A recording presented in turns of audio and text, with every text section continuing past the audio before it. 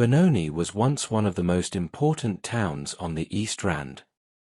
But today, parts of its CBD tell a very different story.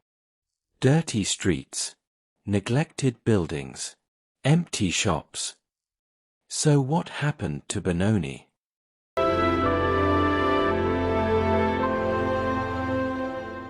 Because this is not the whole story.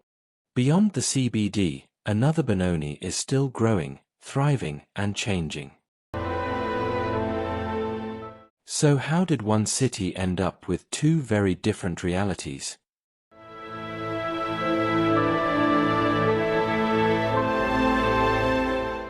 To understand what happened to Benoni, we first need to understand how Benoni began. In the late 19th century, this was a very different landscape, largely undeveloped land rather than the city we know today. In 1881, the area was surveyed and given the name Benoni. The name Benoni comes from the Hebrew Bible. It means son of my sorrow or son of my pain.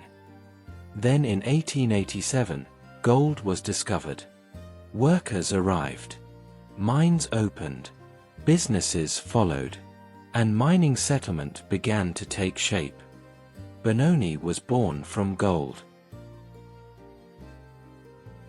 As the mines grew, so did Benoni. Businesses, schools, civic buildings, and communities developed around the mining economy. But prosperity came with enormous tensions. In 1922, Benoni became one of the centers of the Rand Revolt, a violent confrontation between mine workers, mining companies, and the government. The town's history was already becoming more complicated than the picture-perfect mining story suggests.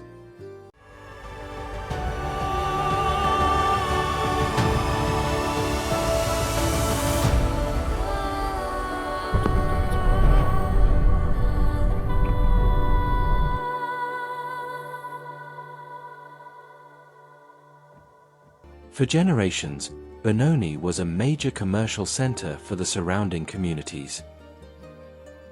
And for many people who grew up here, the Benoni they remember was busy, vibrant, and prosperous. But over time, the economic landscape began to change. There wasn't one single moment when Benoni changed. It was a combination of economic, social, and urban changes that gradually reshaped the city. And this is where the question in our thumbnail comes from. Parts of Benoni's CBD have clearly seen better days. Buildings have deteriorated. Some businesses have disappeared.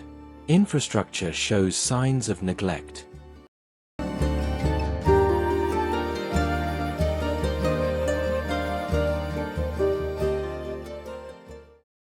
Driving past this place here today, I have to be honest. This is heartbreaking to see. This is the Benoni train station, a place that once formed an important part of everyday life in this community. For generations, people came through here to travel to work, to school, to their families, and to other parts of Gauteng. But today, much of what we see is a station that has fallen into a very sad state. The buildings are deteriorating, the surroundings are neglected, and the sense of life that should exist around a railway station feels almost lost. And I'm not here to point fingers or blame anyone. I'm simply here to document what I see. Because places like this carry history. And when we see them decline, we don't just lose a building, we lose a piece of the story of the people who passed through it.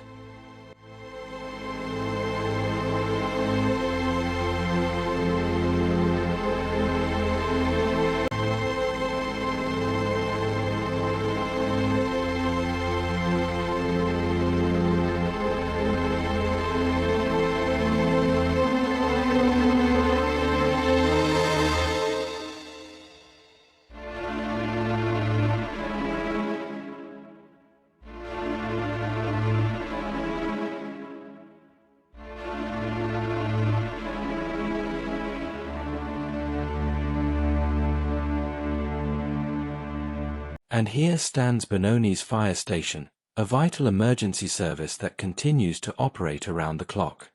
While parts of the city may have changed dramatically over the years, places like this remain an essential part of keeping the Benoni community safe.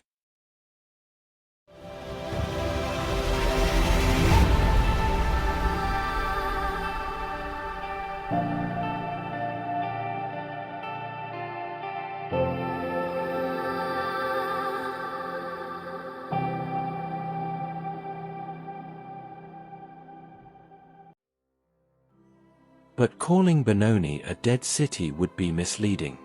Because people are still here.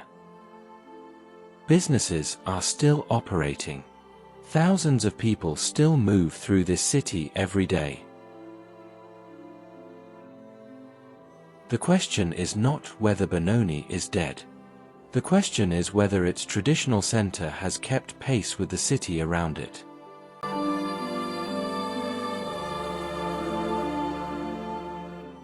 But drive away from the CBD, and you begin to see another Benoni.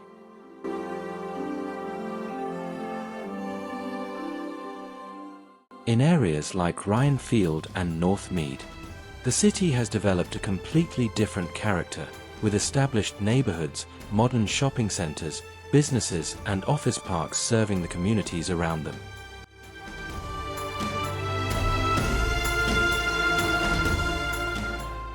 And then there are schools. Benoni's educational history stretches back more than a century, with the first government school established as early as 1904. Ryan Field Primary, for example, opened its doors in 1957 and has continued to grow with the community.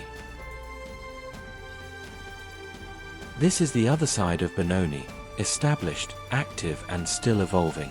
And it's a reminder that the story of Benoni isn't simply one of decline. Beneath the larger shopping centers and established businesses, there is another important part of modern Benoni, its small businesses. From independent shops and professional services, Benoni has also developed a growing network of entrepreneurs and small firms, showing that its economy is no longer defined by the gold mines that created it. Today, these smaller businesses are part of the city's next chapter. While these small businesses keep the everyday Benoni moving, the city has another side that often gets overlooked. Beyond the shops and offices are places that have become part of what makes Benoni special. Places that bring people here, give the city its character, and remind us that Benoni has so much more to offer.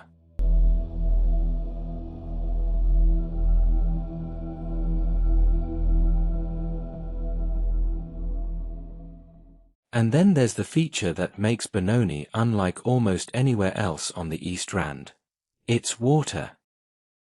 The water, trees, and open spaces have become part of Benoni's identity.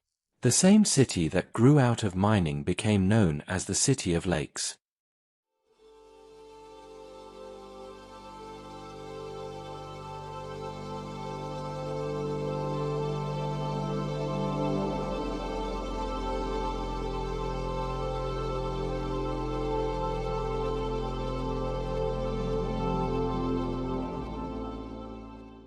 So which Benoni is the real Benoni? The struggling CBD? The established suburbs? The shopping centers? The lakes? The industrial areas? The answer is all of the above. The future of Benoni may ultimately depend on what happens to its traditional center. Can the CBD be revitalized? Can investment return? Can historic buildings be preserved while new development takes place? And can Benoni reconnect its historic center with the thriving communities that surround it? Benoni's story is not simply a story of decline. And it is not simply a story of success. It is a city caught between its past and its future.